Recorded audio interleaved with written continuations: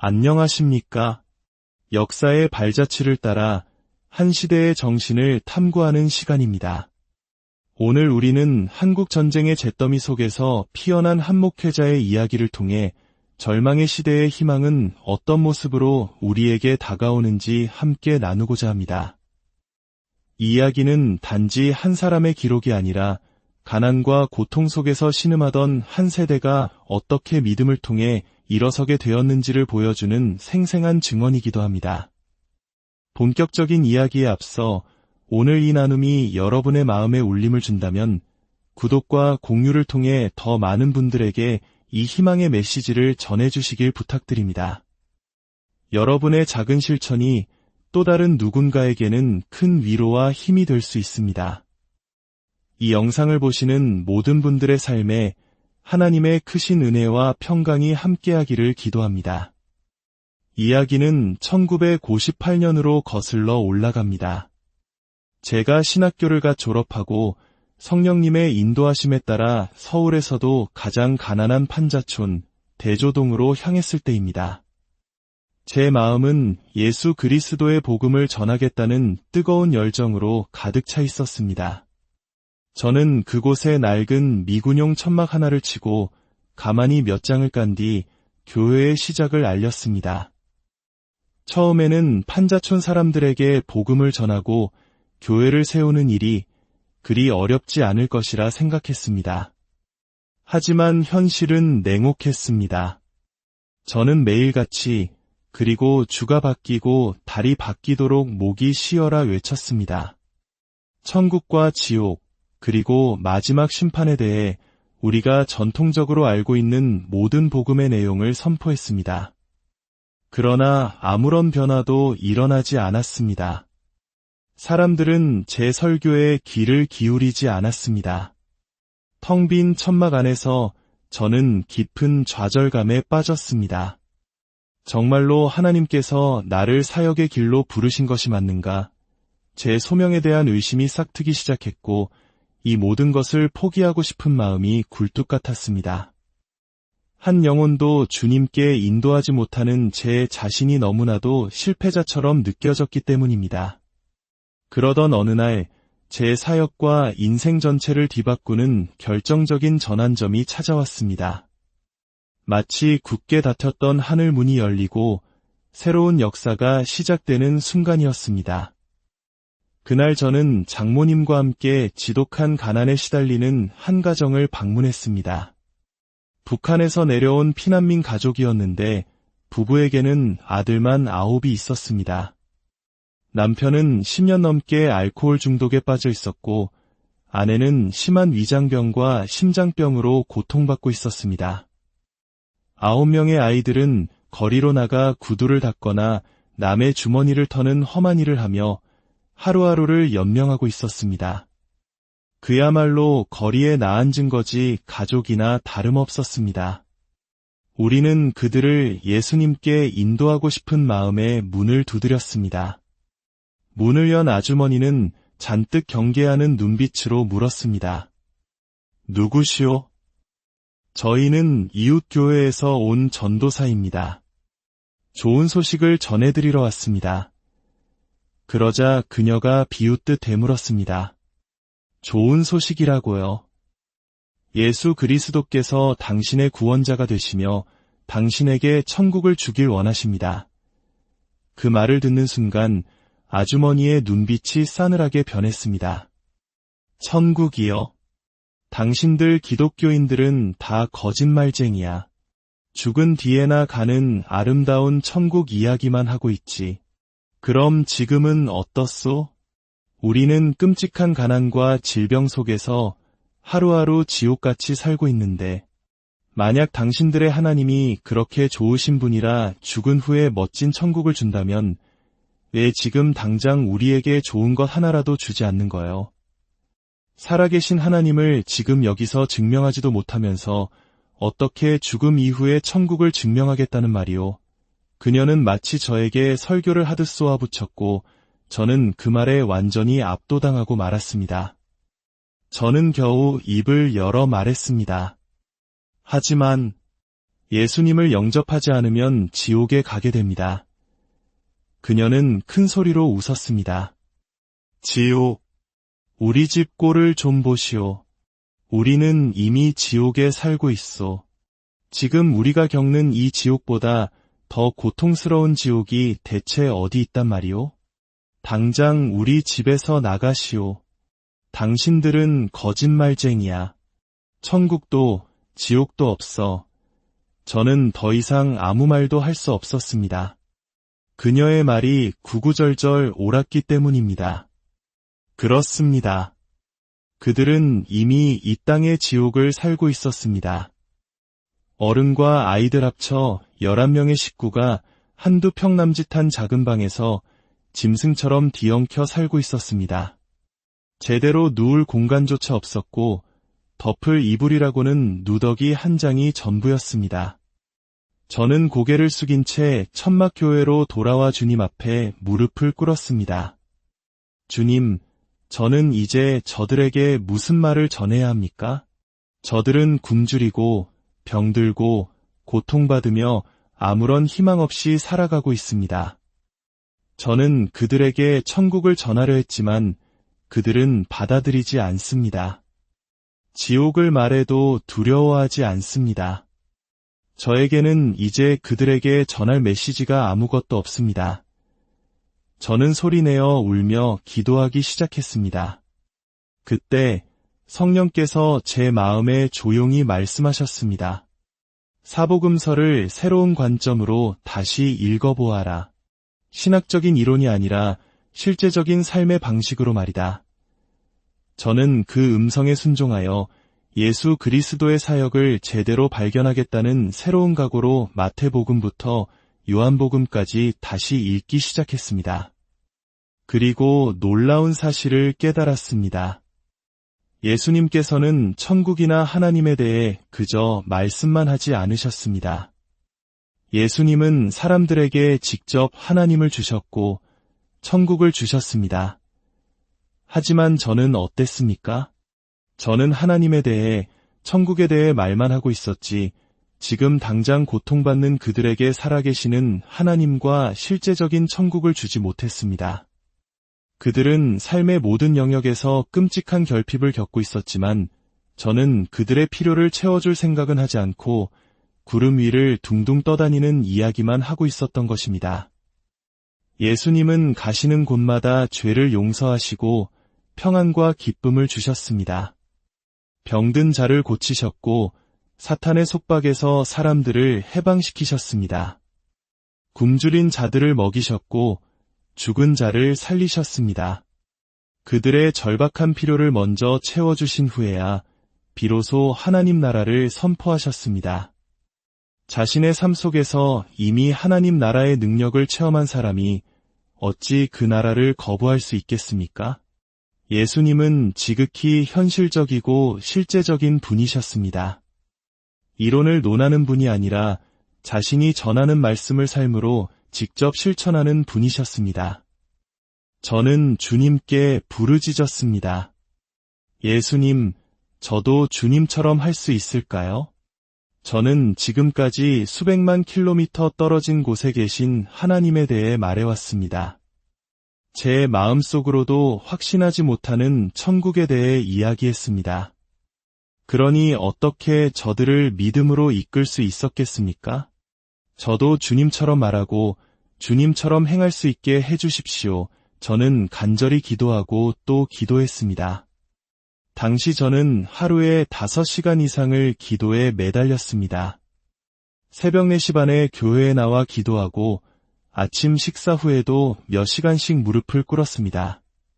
당시에는 돌봐야 할 성도가 없었기에 제가 할 수 있는 유일한 일은 기도뿐이었습니다. 오랜 기도 끝에 저는 새로운 확신과 지혜로 무장하고 다시 그 아주머니의 집을 찾아갔습니다. 이번에는 예수님이나 천국에 대해 이야기할 준비가 아니라 직접 예수님을 주고 천국을 줄 준비가 되어 있었습니다. 제가 문을 두드리자 그녀는 문을 거칠게 열며 화를 냈습니다. 왜 또 왔소? 우린 당신 필요 없소. 하지만 저는 단호하게 말했습니다. 아주머니, 오늘은 제가 필요하실 겁니다. 저는 오늘 아주머니의 남편을 알코올 중독에서 벗어나게 해주실 분을 소개해 드리러 왔습니다. 아주머니의 위장병과 심장병을 고쳐주실 분을 소개해 드리러 왔습니다. 9자녀를 제대로 교육시키고 깨끗하고 좋은 집에서 살게 해주실 바로 그분을 소개해 드리러 왔습니다. 그녀의 눈이 휘둥그레졌습니다. 그 사람이 누구요? 바로 예수 그리스도이십니다. 그 사람이 지금 살아있단 말이요? 그렇습니다. 살아계십니다. 어디 있소? 저를 따라오십시오. 놀랍게도 그녀는 신발을 꿰어 신고는 아무 말 없이 저를 따라 나섰습니다. 저는 속으로 외쳤습니다. 바로 이거다. 천국과 지옥이라는 교리를 가르치려 할 때는 분노하던 사람이 자신의 현실적인 필요를 채워줄 수 있는 분을 소개하자 순순히 따라 나서는구나. 사람들의 필요를 채워주는 것이 먼저다. 그녀는 논두렁과 언덕을 지나 마침내 제 천막 교회 앞에 섰습니다. 여기가 당신 교회요. 십자가마저 제가 직접 나무를 깎아 만든 낡고 비틀어진 천막이었습니다. 그녀는 천막 입구를 살짝 들쳐 안을 들여다보더니 이내 저를 보며 깔깔 웃기 시작했습니다. 선생님, 보니깐 선생님 형편도 내 신세보다 나을 게 하나도 없구먼요. 저는 미소를 지으며 말했습니다. 맞습니다. 제 형편도 아주머니보다 나을 게 없습니다. 하지만 아주머니도 예수님이 필요하고 저도 예수님이 필요합니다. 우리의 필요를 채워주실 살아계신 하나님, 어제나 오늘이나 영원토록 동일하신 그분이 필요합니다. 그분은 종교나 철학이 아닙니다. 우리의 현실적인 필요를 채워주시는 분입니다. 그녀는 조용히 고개를 끄덕였습니다. 내일부터 새벽 기도회에 나오시지 않겠습니까? 우리가 함께 그분의 얼굴을 구할 때 그분께서 반드시 우리의 필요를 채워주실 것입니다. 예수님께서 필요를 채워주신다는 말에 그녀는 다음날 새벽부터 교회에 나오기 시작했습니다. 우리는 그녀의 남편이 알코올 중독에서 벗어나기를 3개월 동안 함께 기도했습니다. 그리고 마침내 그리스도께서 우리의 기도에 응답하셨습니다. 남편은 기적적으로 술을 끊었고 완전히 새로운 사람으로 변화되었습니다. 그는 곧 일자리를 구했고 가족들을 위해 쌀을 벌어오기 시작했습니다. 정부의 도움으로 대출을 받아 작은 집도 장만하게 되었고 온 가족이 깨끗하고 안락한 환경에서 살게 되었습니다. 하나님께서는 그 가정을 계속해서 축복하셨고 아이들 모두 학교에 다닐 수 있게 되었습니다. 예수님께서는 그 가정을 통해 당신이 사람들의 필요를 채우시는 살아계신 하나님이심을 분명히 증명해 보이셨습니다. 저는 이 경험을 통해 깊은 깨달음을 얻었습니다. 제가 교리와 신학을 가르치려 했을 때는 아무도 귀 기울이지 않았지만 우리의 일상적인 필요를 채우시는 예수님을 소개하자 사람들이 구름대처럼 몰려오기 시작했습니다. 저는 성경을 더욱 깊이 연구하며 하나님께서 우리의 전인격, 즉 영혼과 육신, 그리고 삶 전체가 구원받기를 원하신다는 사실을 명확히 깨닫게 되었습니다. 아담과 하와가 타락했을 때 인류는 3가지 축복을 잃어버렸습니다. 첫째, 영적으로 죽어 하나님과의 관계가 단절되었습니다. 둘째, 육신의 질병과 죽음을 선고받았습니다. 셋째, 땅이 저주를 받아 가시덤불과 엉겅퀴를 내게 되었고 삶의 풍요로움을 잃어버렸습니다. 이 3가지 재앙은 아담의 모든 후손을 따라다니며 인류를 고통의 족쇄에 묶어두었습니다. 그러나 2000년 전 예수 그리스도께서 이 땅에 오셔서 이 3가지 재앙, 즉 영적인 죽음, 육신의 질병, 그리고 땅의 저주를 친히 자신의 몸에 짊어지셨습니다. 그리고 십자가 위에서 그 모든 죄의 대가를 치르셨습니다. 찢기신 살과 흘리신 피로 우리의 모든 형벌을 대신 받으시고 우리를 이 삼중의 재앙에서 구원해 내셨습니다. 그분은 영적인 죽음 대신 영원한 생명을 주셨고 육신의 질병 대신 그가 채찍에 맞음으로 우리는 나음을 받았도다. 라는 치유의 약속을 주셨습니다. 또한 갈라디아서 3장 13절 말씀처럼 그리스도께서 우리를 위하여 저주를 받은 바되사 율법의 저주에서 우리를 속량하셨으니 우리를 모든 저주에서 해방시키시고 아브라함의 축복을 받게 하셨습니다. 첫 아담의 타락이 3가지 재앙을 가져왔다면 마지막 아담이신 예수님은 그 모든 재앙을 정복하시고 우리에게 3중 축복을 회복시켜 주신 것입니다. 하나님은 우리의 영혼뿐만 아니라 우리의 삶 전체가 구원받고 축복받기를 원하십니다.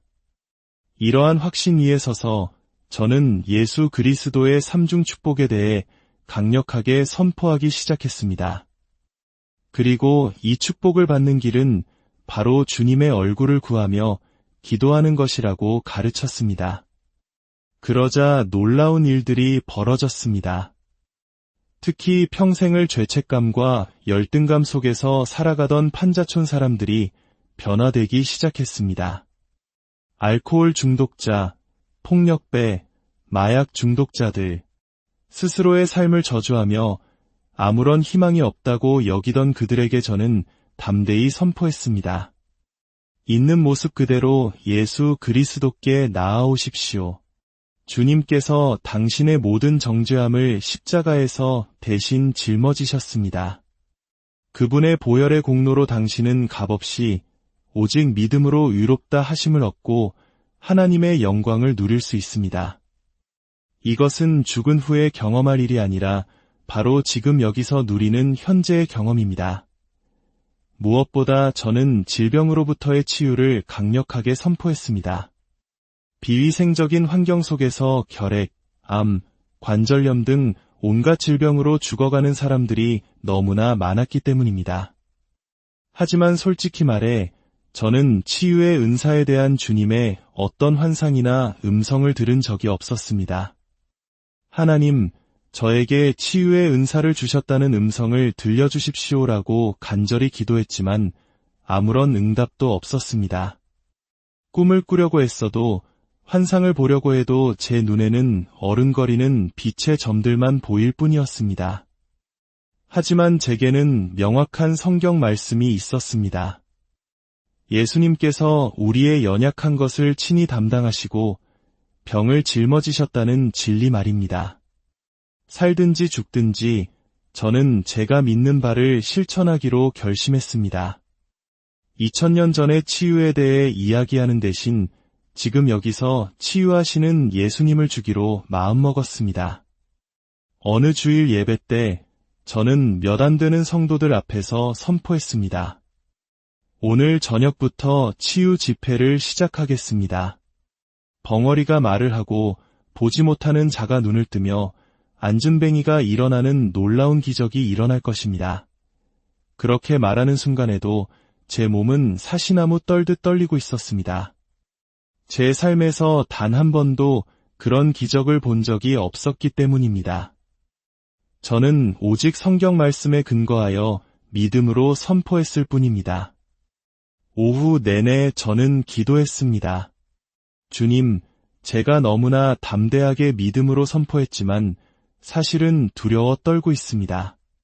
만약 오늘 저녁 주님께서 역사하지 않으시면 제 사역은 끝장나고 저는 거짓말쟁이로 낙인 찍힐 것입니다. 주님, 제발 개입해 주십시오. 저녁 집회 시간이 다가오자 그런 말을 괜히 했다는 후회가 밀려왔습니다. 하지만 제가 천막 교회에 나갔을 때 그곳은 사람들로 발 디딜 틈 없이 꽉 차 있었습니다. 예수님께서 우리의 필요를 채워주신다고 말했을 때 절실한 필요를 가진 사람들이 몰려온 것입니다. 저는 담대하게 치유하시는 예수님에 대해 설교한 뒤 말했습니다. 제가 오늘 아침에 갑작스럽게 공지했기 때문에 아마 중병을 앓는 분들을 모셔올 시간은 없었을 겁니다. 저는 속으로 제발 두통이나 감기 같은 가벼운 증상의 환자들만 오기를 바랐습니다. 아직 중증 환자를 다룰 준비가 되어 있지 않았기 때문입니다. 혹시 감기나 두통, 허리 통증이 있으신 분은 앞으로 나오십시오. 제가 기도해 드리겠습니다. 그때 저 뒤편에 있던 한 청년이 손을 들고 외쳤습니다. 목사님, 제가 태어날 때부터 듣지도 말하지도 못하는 사람 2명을 데려왔습니다. 저는 속으로 절규했습니다. 주님, 어떻게 저에게 이런 시련을 주십니까? 심장이 쿵 내려앉는 것 같았습니다. 오늘로 내 사역은 끝이구나. 하지만 저는 두려움을 감추고 허리를 꼿꼿이 세운 채 당당하게 말했습니다. 그들을 데려오시오. 2명의 소녀가 단상 위로 올라왔습니다. 저는 속으로 기도했습니다. 주님, 둘 중에 누가 더 쉬운 케이스입니까? 처음부터 실패하면 모든 것이 끝장입니다. 하지만 아무런 계시도 없었습니다. 저는 그저 제 생각에 마른 소녀 안에 있는 귀신이 더 약할 것이고 통통한 소녀 안에 있는 귀신은 더 강할 것이라고 단순하게 판단했습니다. 그래서 마른 소녀를 앞으로 불렀습니다. 저는 그녀의 귀에 손가락을 넣고 기도하기 시작했습니다. 주님, 주님께서 제 입장이시라면 어떻게 하시겠습니까? 저는 절박합니다. 제 치유 사역의 시작입니다. 여기서 실패하면 저는 끝입니다. 그리고는 명령했습니다. 예수 그리스도의 이름으로 명하노니 듣지 못하게 하고 말하지 못하게 하는 영아 그에게서 나올지어다. 하지만 두려워서 귀에서 손가락을 뗄 수가 없었습니다. 저는 기도하고 명령하기를 반복했습니다. 더 이상 지체할 수 없었습니다. 저는 눈을 질끈 감고 손가락을 뺀 뒤 손뼉을 쳤습니다. 그녀가 눈을 뜨고 저를 쳐다보았습니다. 제가 입모양으로 물었습니다. 들리니? 그녀가 고개를 끄덕였습니다. 제가 말했습니다. 엄마, 그녀가 따라 말했습니다. 엄마, 아빠, 아빠, 할렐루야, 할렐루야. 그 순간 그녀가 치유받았다는 사실이 온몸의 전율과 함께 느껴졌습니다.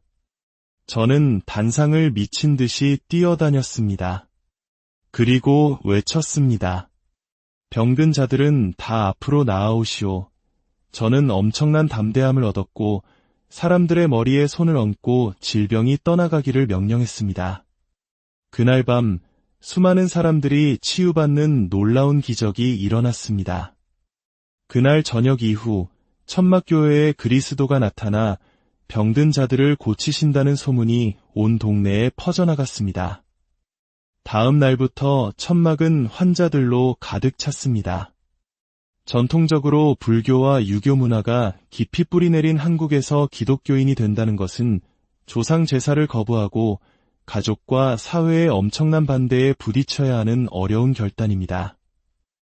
단지 이론이나 신학을 설교하는 것만으로는 사람들이 그런 위험을 감수하려 하지 않습니다. 하지만 그들이 살아계신 예수님을 직접 체험하고 그들의 필요가 채워짐을 경험할 때 그들은 모든 반대를 무릅쓰고 주님을 따르기로 결단합니다. 어느 날 밤 저는 기도하러 나갔다가 12살쯤 되어 보이는 소년을 만났습니다. 그는 소아마비로 다리를 절며 땅을 기어와 제 등을 건드렸습니다. 목사님이세요. 그는 서울역에서 구걸하는 아이였는데 누군가에게서 전도지를 받고 이곳에 오면 예수님이 병을 고쳐주신다는 말을 들었다고 했습니다. 그는 앙상한 다리를 제게 보여주었습니다. 마치 젓가락처럼 가늘고 뒤틀린 다리를 보는 순간 제 마음속에서는 이건 예수님 자신이라도 고치기 힘들겠다는 불신의 생각이 스쳐 지나갔습니다. 저는 그의 다리에 손을 얹고 기도했지만 마음이 얼음장처럼 차가워지며 믿음의 기도가 나오지 않았습니다. 저는 소년에게 잠시 기다리라고 하고는 주님께 더 큰 믿음을 구하기 위해 다시 무릎을 꿇고 울부짖었습니다. 주님, 왜 항상 이렇게 어려운 케이스만 저에게 보내십니까? 제발 믿음을 주십시오. 제가 간절히 기도하며 몸부림칠 때 놀라운 일이 일어났습니다. 성령의 강력한 임재가 제 마음에 부어지기 시작했고 믿음의 수위가 점점 차오르기 시작했습니다. 마침내 제 믿음이 아닌 선물로 주어지는 초자연적인 믿음이 저를 사로잡았습니다. 마치 온 세상을 밀어 움직일 수 있을 것 같은 확신이 들었습니다. 저는 소년에게 다가가 그의 무릎에 손을 얹고 있는 힘을 다해 외치며 내리눌렀습니다. 예수 그리스도의 이름으로 명하노니 바로 설지어다. 뼈가 갈라지는 듯한 소리와 함께 소년은 비명을 질렀습니다. 그 순간 저는 눈을 질끈 감고 그를 일으켜 세우며 외쳤습니다. 예수 그리스도의 이름으로 걸어라. 잠시 후 주위에서 사람들의 함성과 울음소리가 터져나왔습니다. 제가 눈을 떴을 때 그 소년은 천막 주위를 뛰어다니고 있었습니다. 다음 날 그 소년은 온 동네를 돌아다니며 자신이 치유받은 다리를 사람들에게 보여주었고 교회는 그야말로 인산인해를 이루었습니다. 저는 거기서 비밀을 발견했습니다. 사람들의 필요를 채워줌으로써 사회 전체를 변화시킬 수 있다는 것, 그리고 그러기 위해서는 반드시 성령으로 충만해지도록 기도해야 한다는 것입니다. 저는 매일 5시간 이상을 기도했습니다. 방언으로 몇 시간이고 기도하며 항상 성령에 취해 있었습니다.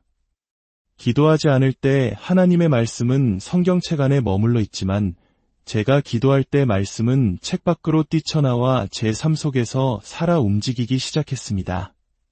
저는 개척 초기 3년 동안 우리의 일상적인 필요를 채우시는 살아계신 예수님과 삼중 축복을 강력하게 선포했습니다.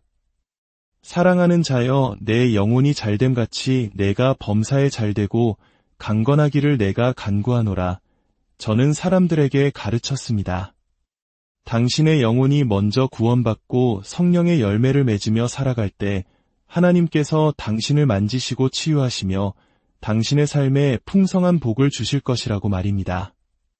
또한 사람들의 마음속 깊이 자리 잡은 가난 의식, 저주 의식, 실패 의식을 예수 그리스도의 구속의 은혜로 깨뜨려야 한다고 가르쳤습니다. 그리스도께서 당신의 저주를 십자가에서 모두 짊어지셨습니다. 당신은 이제 저주 아래 있지 않고 축복 아래 있습니다. 그러니 가난 의식을 버리고 풍요 의식을 가지십시오. 실패 의식을 버리고 성공 의식을, 승리 의식을 가지십시오. 그리고 그 축복의 시스템으로 들어가는 원리는 바로 씨앗을 심는 것, 즉 11조와 헌물을 드리는 것이라고 가르쳤습니다. 처음에는 배추 몇 포기, 달걀 한 알, 쌀 한 줌을 가져오던 사람들이 믿음으로 심기 시작하자 하나님께서 그들의 삶의 30배, 60배, 100배의 결실을 맺게 해주셨습니다. 3년 만에 그 가난했던 판자촌 전체가 변화되었습니다. 사람들은 일자리를 찾고 사업을 일으키고 부유해졌으며 아름다운 집을 지었습니다. 한 번은 순박한 시골 아주머니 한 분이 저를 찾아와 물었습니다. 목사님, 절에 가면 부처님 상이라도 보고 절을 하는데 교회는 아무것도 없어서 허전합니다. 제가 예수님께 편지를 쓰고 싶은데 예수님 주소를 좀 알려주세요. 저는 망치로 머리를 한 대 맞은 것 같았습니다. 예수님의 주소라니 저는 한 번도 생각해 본 적이 없는 질문이었습니다. 저는 일주일의 시간을 달라고 하고는 간절히 기도하며 성경을 읽었습니다. 마침내 저는 예수님의 주소를 찾아냈습니다. 요한복음 14장 20절 말씀입니다. 그날에는 내가 아버지 안에, 너희가 내 안에, 내가 너희 안에 있는 것을 너희가 알리라. 다음 주일 저는 그 아주머니에게 말했습니다. 제가 주소를 찾았습니다. 먼저 아주머니의 집 주소를 적어보세요. 그녀가 주소를 적자 제가 말했습니다. 바로 그 주소가 예수님의 주소입니다. 아주머니가 계신 곳이 바로 예수님이 계신 곳입니다. 그렇습니다.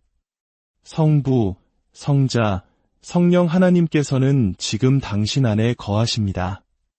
당신이 바로 하나님의 성전입니다. 하나님은 멀리 하늘에만 계신 분이 아닙니다.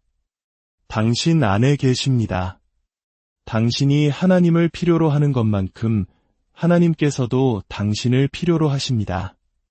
하나님은 당신을 통해 그분의 나라를 이 땅에 이루기 원하십니다. 이것이 바로 1958년부터 시작된 제 사역의 기초가 되었습니다. 사람들의 필요를 채워주는 전인적인 복음, 희망의 신학. 저는 신학을 가르치려 한 것이 아니라 살아계신 하나님을 사람들에게 직접 주고자 했습니다. 그러자 사람들은 산을 넘고 강을 건너서라도 찾아왔습니다. 그 결과 허름한 천막교회는 수십만 명이 모이는 세계 최대의 교회로 성장했습니다. 한때는 판자촌에서 끼니를 걱정하던 사람들이 이제는 모두 좋은 옷을 입고 자가용을 운전하며 예배에 나옵니다. 이 모든 사람들을 누가 보냈겠습니까? 바로 우리의 영적, 육체적, 환경적 필요를 채우시는 예수 그리스도이십니다. 사랑하는 형제자매 여러분, 예수 그리스도는 어제나 오늘이나 영원토록 동일하십니다. 당신의 삶 속에서 먼저 당신의 생각과 마음을 새롭게 하십시오. 하나님은 당신 안에 계십니다. 당신의 영혼이 잘됨같이 당신의 삶 모든 영역에서 강건하고 풍요로운 축복을 누리게 될 것입니다. 믿음으로 씨앗을 심을 때 당신의 삶에 기적의 열매가 맺힐 것을 믿으십시오. 한 젊은 목회자의 절망적인 외침에서 시작된 이 이야기가 오늘 당신의 삶에 새로운 희망의 씨앗이 되기를 소망합니다. 주님의 평안이 여러분과 함께하기를. 안녕하십니까? 역사의 발자취를 따라 한 시대의 정신을 탐구하는 시간입니다. 오늘 우리는 한국 전쟁의 잿더미 속에서 피어난 한 목회자의 이야기를 통해 절망의 시대의 희망은 어떤 모습으로 우리에게 다가오는지 함께 나누고자 합니다. 이 이야기는 단지 한 사람의 기록이 아니라 가난과 고통 속에서 신음하던 한 세대가 어떻게 믿음을 통해 일어서게 되었는지를 보여주는 생생한 증언이기도 합니다. 본격적인 이야기에 앞서 오늘 이 나눔이 여러분의 마음에 울림을 준다면 구독과 공유를 통해 더 많은 분들에게 이 희망의 메시지를 전해주시길 부탁드립니다. 여러분의 작은 실천이 또 다른 누군가에게는 큰 위로와 힘이 될 수 있습니다. 이 영상을 보시는 모든 분들의 삶에 하나님의 크신 은혜와 평강이 함께하기를 기도합니다. 이야기는 1958년으로 거슬러 올라갑니다. 제가 신학교를 갓 졸업하고 성령님의 인도하심에 따라 서울에서도 가장 가난한 판자촌, 대조동으로 향했을 때입니다. 제 마음은 예수 그리스도의 복음을 전하겠다는 뜨거운 열정으로 가득 차 있었습니다. 저는 그곳에 낡은 미군용 천막 하나를 치고 가만히 몇 장을 깐 뒤 교회의 시작을 알렸습니다. 처음에는 판자촌 사람들에게 복음을 전하고 교회를 세우는 일이 그리 어렵지 않을 것이라 생각했습니다. 하지만 현실은 냉혹했습니다.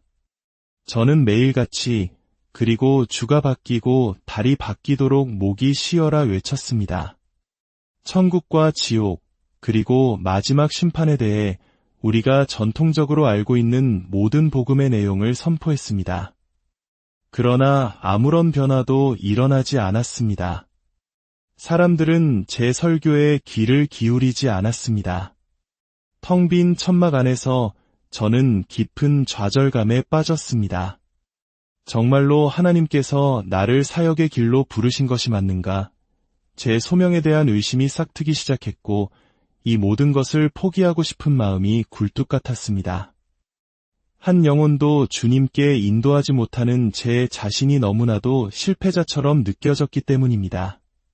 그러던 어느 날 제 사역과 인생 전체를 뒤바꾸는 결정적인 전환점이 찾아왔습니다. 마치 굳게 닫혔던 하늘 문이 열리고 새로운 역사가 시작되는 순간이었습니다. 그날 저는 장모님과 함께 지독한 가난에 시달리는 한 가정을 방문했습니다. 북한에서 내려온 피난민 가족이었는데 부부에게는 아들만 9이 있었습니다. 남편은 10년 넘게 알코올 중독에 빠져 있었고 아내는 심한 위장병과 심장병으로 고통받고 있었습니다. 9명의 아이들은 거리로 나가 구두를 닦거나 남의 주머니를 터는 험한 일을 하며 하루하루를 연명하고 있었습니다. 그야말로 거리에 나앉은 거지 가족이나 다름없었습니다. 우리는 그들을 예수님께 인도하고 싶은 마음에 문을 두드렸습니다. 문을 연 아주머니는 잔뜩 경계하는 눈빛으로 물었습니다. 누구시오? 저희는 이웃교회에서 온 전도사입니다. 좋은 소식을 전해드리러 왔습니다. 그러자 그녀가 비웃듯 되물었습니다. 좋은 소식이라고요. 예수 그리스도께서 당신의 구원자가 되시며 당신에게 천국을 주길 원하십니다. 그 말을 듣는 순간 아주머니의 눈빛이 싸늘하게 변했습니다. 천국이요? 당신들 기독교인들은 다 거짓말쟁이야. 죽은 뒤에나 가는 아름다운 천국 이야기만 하고 있지. 그럼 지금은 어떻소? 우리는 끔찍한 가난과 질병 속에서 하루하루 지옥같이 살고 있는데 만약 당신들의 하나님이 그렇게 좋으신 분이라 죽은 후에 멋진 천국을 준다면 왜 지금 당장 우리에게 좋은 것 하나라도 주지 않는 거요? 살아계신 하나님을 지금 여기서 증명하지도 못하면서 어떻게 죽음 이후에 천국을 증명하겠다는 말이오? 그녀는 마치 저에게 설교를 하듯 쏘아붙였고 저는 그 말에 완전히 압도당하고 말았습니다. 저는 겨우 입을 열어 말했습니다. 하지만 예수님을 영접하지 않으면 지옥에 가게 됩니다. 그녀는 큰 소리로 웃었습니다. 지옥, 우리 집 꼴을 좀 보시오. 우리는 이미 지옥에 살고 있소. 지금 우리가 겪는 이 지옥보다 더 고통스러운 지옥이 대체 어디 있단 말이오? 당장 우리 집에서 나가시오. 당신들은 거짓말쟁이야. 천국도 지옥도 없어. 저는 더 이상 아무 말도 할 수 없었습니다. 그녀의 말이 구구절절 옳았기 때문입니다. 그렇습니다. 그들은 이미 이 땅의 지옥을 살고 있었습니다. 어른과 아이들 합쳐 11명의 식구가 한두 평 남짓한 작은 방에서 짐승처럼 뒤엉켜 살고 있었습니다. 제대로 누울 공간조차 없었고 덮을 이불이라고는 누더기 한 장이 전부였습니다. 저는 고개를 숙인 채 천막교회로 돌아와 주님 앞에 무릎을 꿇었습니다. 주님, 저는 이제 저들에게 무슨 말을 전해야 합니까? 저들은 굶주리고 병들고 고통받으며 아무런 희망 없이 살아가고 있습니다. 저는 그들에게 천국을 전하려 했지만 그들은 받아들이지 않습니다. 지옥을 말해도 두려워하지 않습니다. 저에게는 이제 그들에게 전할 메시지가 아무것도 없습니다. 저는 소리내어 울며 기도하기 시작했습니다. 그때 성령께서 제 마음에 조용히 말씀하셨습니다. 사복음서를 새로운 관점으로 다시 읽어보아라. 신학적인 이론이 아니라 실제적인 삶의 방식으로 말이다. 저는 그 음성에 순종하여 예수 그리스도의 사역을 제대로 발견하겠다는 새로운 각오로 마태복음부터 요한복음까지 다시 읽기 시작했습니다. 그리고 놀라운 사실을 깨달았습니다. 예수님께서는 천국이나 하나님에 대해 그저 말씀만 하지 않으셨습니다. 예수님은 사람들에게 직접 하나님을 주셨고 천국을 주셨습니다. 하지만 저는 어땠습니까? 저는 하나님에 대해, 천국에 대해 말만 하고 있었지, 지금 당장 고통받는 그들에게 살아계시는 하나님과 실제적인 천국을 주지 못했습니다. 그들은 삶의 모든 영역에서 끔찍한 결핍을 겪고 있었지만 저는 그들의 필요를 채워줄 생각은 하지 않고 구름 위를 둥둥 떠다니는 이야기만 하고 있었던 것입니다. 예수님은 가시는 곳마다 죄를 용서하시고 평안과 기쁨을 주셨습니다. 병든 자를 고치셨고 사탄의 속박에서 사람들을 해방시키셨습니다. 굶주린 자들을 먹이셨고 죽은 자를 살리셨습니다. 그들의 절박한 필요를 먼저 채워주신 후에야 비로소 하나님 나라를 선포하셨습니다. 자신의 삶 속에서 이미 하나님 나라의 능력을 체험한 사람이 어찌 그 나라를 거부할 수 있겠습니까? 예수님은 지극히 현실적이고 실제적인 분이셨습니다. 이론을 논하는 분이 아니라 자신이 전하는 말씀을 삶으로 직접 실천하는 분이셨습니다. 저는 주님께 부르짖었습니다. 예수님, 저도 주님처럼 할 수 있을까요? 저는 지금까지 수백만 킬로미터 떨어진 곳에 계신 하나님에 대해 말해왔습니다. 제 마음속으로도 확신하지 못하는 천국에 대해 이야기했습니다. 그러니 어떻게 저들을 믿음으로 이끌 수 있었겠습니까? 저도 주님처럼 말하고 주님처럼 행할 수 있게 해주십시오. 저는 간절히 기도하고 또 기도했습니다. 당시 저는 하루에 5시간 이상을 기도에 매달렸습니다. 새벽 4시 반에 교회에 나와 기도하고 아침 식사 후에도 몇 시간씩 무릎을 꿇었습니다. 당시에는 돌봐야 할 성도가 없었기에 제가 할 수 있는 유일한 일은 기도뿐이었습니다. 오랜 기도 끝에 저는 새로운 확신과 지혜로 무장하고 다시 그 아주머니의 집을 찾아갔습니다. 이번에는 예수님이나 천국에 대해 이야기할 준비가 아니라 직접 예수님을 주고 천국을 줄 준비가 되어 있었습니다. 제가 문을 두드리자 그녀는 문을 거칠게 열며 화를 냈습니다. 왜 또 왔소? 우린 당신 필요 없소. 하지만 저는 단호하게 말했습니다. 아주머니, 오늘은 제가 필요하실 겁니다.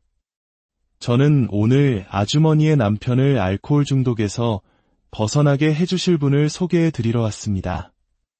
아주머니의 위장병과 심장병을 고쳐주실 분을 소개해 드리러 왔습니다. 9자녀를 제대로 교육시키고 깨끗하고 좋은 집에서 살게 해주실 바로 그분을 소개해 드리러 왔습니다. 그녀의 눈이 휘둥그레졌습니다. 그 사람이 누구요? 바로 예수 그리스도이십니다. 그 사람이 지금 살아있단 말이요? 그렇습니다. 살아계십니다. 어디 있소? 저를 따라오십시오. 놀랍게도 그녀는 신발을 꿰어 신고는 아무 말 없이 저를 따라 나섰습니다. 저는 속으로 외쳤습니다. 바로 이거다. 천국과 지옥이라는 교리를 가르치려 할 때는 분노하던 사람이 자신의 현실적인 필요를 채워줄 수 있는 분을 소개하자 순순히 따라 나서는구나. 사람들의 필요를 채워주는 것이 먼저다. 그녀는 논두렁과 언덕을 지나 마침내 제 천막 교회 앞에 섰습니다. 여기가 당신 교회요. 십자가마저 제가 직접 나무를 깎아 만든 낡고 비틀어진 천막이었습니다. 그녀는 천막 입구를 살짝 들쳐 안을 들여다보더니 이내 저를 보며 깔깔 웃기 시작했습니다.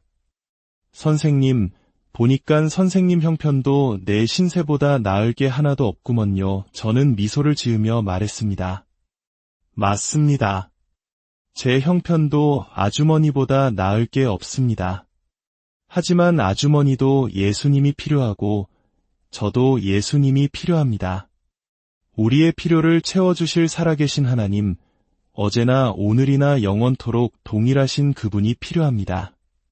그분은 종교나 철학이 아닙니다. 우리의 현실적인 필요를 채워주시는 분입니다.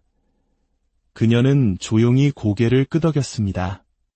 내일부터 새벽 기도회에 나오시지 않겠습니까? 우리가 함께 그분의 얼굴을 구할 때 그분께서 반드시 우리의 필요를 채워주실 것입니다. 예수님께서 필요를 채워주신다는 말에 그녀는 다음날 새벽부터 교회에 나오기 시작했습니다. 우리는 그녀의 남편이 알코올 중독에서 벗어나기를 3개월 동안 함께 기도했습니다. 그리고 마침내 그리스도께서 우리의 기도에 응답하셨습니다. 남편은 기적적으로 술을 끊었고 완전히 새로운 사람으로 변화되었습니다.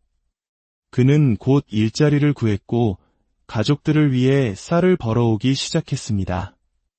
정부의 도움으로 대출을 받아 작은 집도 장만하게 되었고 온 가족이 깨끗하고 안락한 환경에서 살게 되었습니다. 하나님께서는 그 가정을 계속해서 축복하셨고 아이들 모두 학교에 다닐 수 있게 되었습니다. 예수님께서는 그 가정을 통해 당신이 사람들의 필요를 채우시는 살아계신 하나님이심을 분명히 증명해 보이셨습니다. 저는 이 경험을 통해 깊은 깨달음을 얻었습니다. 제가 교리와 신학을 가르치려 했을 때는 아무도 귀 기울이지 않았지만 우리의 일상적인 필요를 채우시는 예수님을 소개하자 사람들이 구름대처럼 몰려오기 시작했습니다. 저는 성경을 더욱 깊이 연구하며 하나님께서 우리의 전인격, 즉 영혼과 육신, 그리고 삶 전체가 구원받기를 원하신다는 사실을 명확히 깨닫게 되었습니다. 아담과 하와가 타락했을 때 인류는 3가지 축복을 잃어버렸습니다. 첫째, 영적으로 죽어 하나님과의 관계가 단절되었습니다. 둘째, 육신의 질병과 죽음을 선고받았습니다. 셋째, 땅이 저주를 받아 가시덤불과 엉겅퀴를 내게 되었고 삶의 풍요로움을 잃어버렸습니다. 이 3가지 재앙은 아담의 모든 후손을 따라다니며 인류를 고통의 족쇄에 묶어두었습니다. 그러나 2000년 전 예수 그리스도께서 이 땅에 오셔서 이 3가지 재앙, 즉 영적인 죽음, 육신의 질병, 그리고 땅의 저주를 친히 자신의 몸에 짊어지셨습니다. 그리고 십자가 위에서 그 모든 죄의 대가를 치르셨습니다. 찢기신 살과 흘리신 피로 우리의 모든 형벌을 대신 받으시고 우리를 이 3중의 재앙에서 구원해 내셨습니다. 그분은 영적인 죽음 대신 영원한 생명을 주셨고 육신의 질병 대신 그가 채찍에 맞음으로 우리는 나음을 받았도다 라는 치유의 약속을 주셨습니다. 또한 갈라디아서 3장 13절 말씀처럼 그리스도께서 우리를 위하여 저주를 받은 바 되사 율법의 저주에서 우리를 속량하셨으니 우리를 모든 저주에서 해방시키시고 아브라함의 축복을 받게 하셨습니다.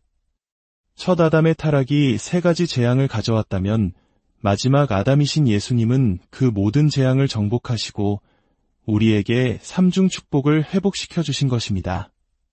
하나님은 우리의 영혼뿐만 아니라 우리의 삶 전체가 구원받고 축복받기를 원하십니다. 이러한 확신 위에 서서 저는 예수 그리스도의 3중 축복에 대해 강력하게 선포하기 시작했습니다. 그리고 이 축복을 받는 길은 바로 주님의 얼굴을 구하며 기도하는 것이라고 가르쳤습니다. 그러자 놀라운 일들이 벌어졌습니다. 특히 평생을 죄책감과 열등감 속에서 살아가던 판자촌 사람들이 변화되기 시작했습니다.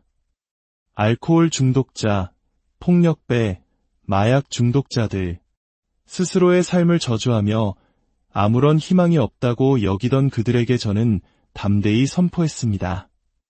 있는 모습 그대로 예수 그리스도께 나아오십시오.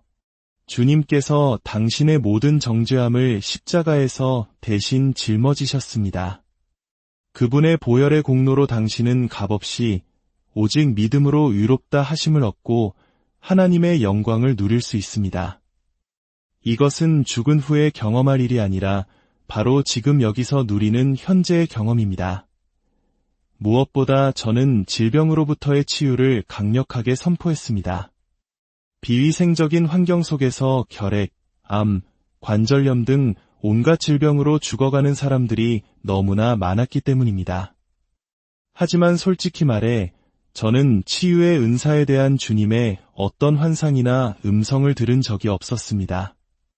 하나님, 저에게 치유의 은사를 주셨다는 음성을 들려주십시오라고 간절히 기도했지만 아무런 응답도 없었습니다. 꿈을 꾸려고 했어도 환상을 보려고 해도 제 눈에는 어른거리는 빛의 점들만 보일 뿐이었습니다. 하지만 제게는 명확한 성경 말씀이 있었습니다. 예수님께서 우리의 연약한 것을 친히 담당하시고 병을 짊어지셨다는 진리 말입니다. 살든지 죽든지 저는 제가 믿는 바를 실천하기로 결심했습니다. 2000년 전의 치유에 대해 이야기하는 대신 지금 여기서 치유하시는 예수님을 주기로 마음먹었습니다. 어느 주일 예배 때 저는 몇 안 되는 성도들 앞에서 선포했습니다. 오늘 저녁부터 치유 집회를 시작하겠습니다. 벙어리가 말을 하고 보지 못하는 자가 눈을 뜨며 안진뱅이가 일어나는 놀라운 기적이 일어날 것입니다. 그렇게 말하는 순간에도 제 몸은 사시나무 떨듯 떨리고 있었습니다. 제 삶에서 단 한 번도 그런 기적을 본 적이 없었기 때문입니다. 저는 오직 성경 말씀에 근거하여 믿음으로 선포했을 뿐입니다. 오후 내내 저는 기도했습니다. 주님, 제가 너무나 담대하게 믿음으로 선포했지만 사실은 두려워 떨고 있습니다.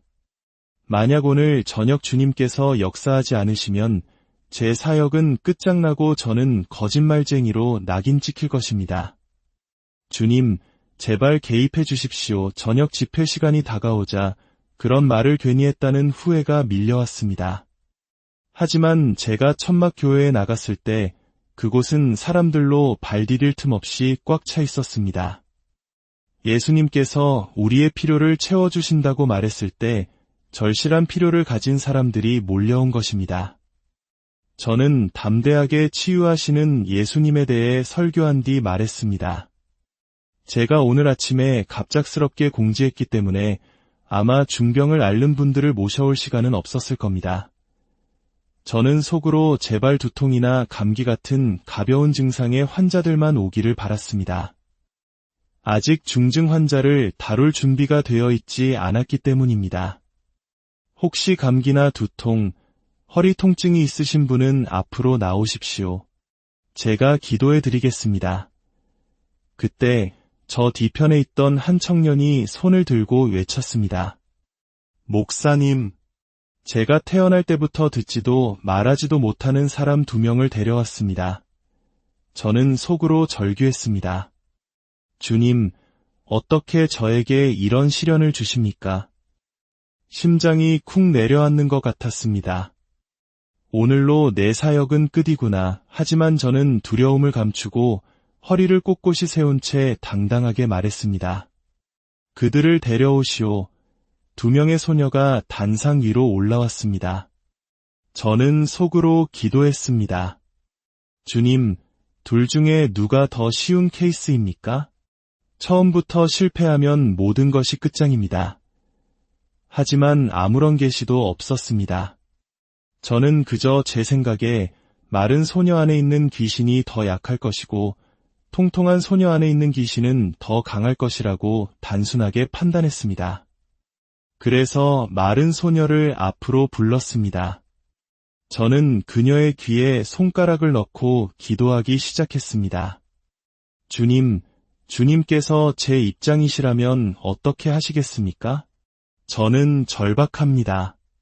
제 치유 사역의 시작입니다. 여기서 실패하면 저는 끝입니다. 그리고는 명령했습니다. 예수 그리스도의 이름으로 명하노니 듣지 못하게 하고 말하지 못하게 하는 영아 그에게서 나올지어다. 하지만 두려워서 귀에서 손가락을 뗄 수가 없었습니다. 저는 기도하고 명령하기를 반복했습니다. 더 이상 지체할 수 없었습니다. 저는 눈을 질끈 감고 손가락을 뺀 뒤 손뼉을 쳤습니다. 그녀가 눈을 뜨고 저를 쳐다보았습니다. 제가 입모양으로 물었습니다.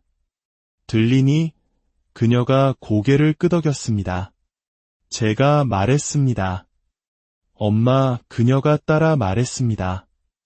엄마, 아빠, 아빠. 할렐루야. 할렐루야. 그 순간 그녀가 치유받았다는 사실이 온몸의 전율과 함께 느껴졌습니다. 저는 단상을 미친 듯이 뛰어다녔습니다. 그리고 외쳤습니다. 병든 자들은 다 앞으로 나아오시오. 저는 엄청난 담대함을 얻었고 사람들의 머리에 손을 얹고 질병이 떠나가기를 명령했습니다. 그날 밤 수많은 사람들이 치유받는 놀라운 기적이 일어났습니다. 그날 저녁 이후 천막교회에 그리스도가 나타나 병든 자들을 고치신다는 소문이 온 동네에 퍼져나갔습니다. 다음 날부터 천막은 환자들로 가득 찼습니다. 전통적으로 불교와 유교 문화가 깊이 뿌리내린 한국에서 기독교인이 된다는 것은 조상 제사를 거부하고 가족과 사회의 엄청난 반대에 부딪혀야 하는 어려운 결단입니다. 단지 이론이나 신학을 설교하는 것만으로는 사람들이 그런 위험을 감수하려 하지 않습니다. 하지만 그들이 살아계신 예수님을 직접 체험하고 그들의 필요가 채워짐을 경험할 때 그들은 모든 반대를 무릅쓰고 주님을 따르기로 결단합니다. 어느 날 밤 저는 기도하러 나갔다가 12살쯤 되어 보이는 소년을 만났습니다. 그는 소아마비로 다리를 절며 땅을 기어와 제 등을 건드렸습니다. 목사님이세요. 그는 서울역에서 구걸하는 아이였는데 누군가에게서 전도지를 받고 이곳에 오면 예수님이 병을 고쳐주신다는 말을 들었다고 했습니다. 그는 앙상한 다리를 제게 보여주었습니다. 마치 젓가락처럼 가늘고 뒤틀린 다리를 보는 순간 제 마음속에서는 이건 예수님 자신이라도 고치기 힘들겠다는 불신의 생각이 스쳐 지나갔습니다. 저는 그의 다리에 손을 얹고 기도했지만 마음이 얼음장처럼 차가워지며 믿음의 기도가 나오지 않았습니다. 저는 소년에게 잠시 기다리라고 하고는 주님께 더 큰 믿음을 구하기 위해 다시 무릎을 꿇고 울부짖었습니다. 주님, 왜 항상 이렇게 어려운 케이스만 저에게 보내십니까? 제발 믿음을 주십시오. 제가 간절히 기도하며 몸부림칠 때 놀라운 일이 일어났습니다.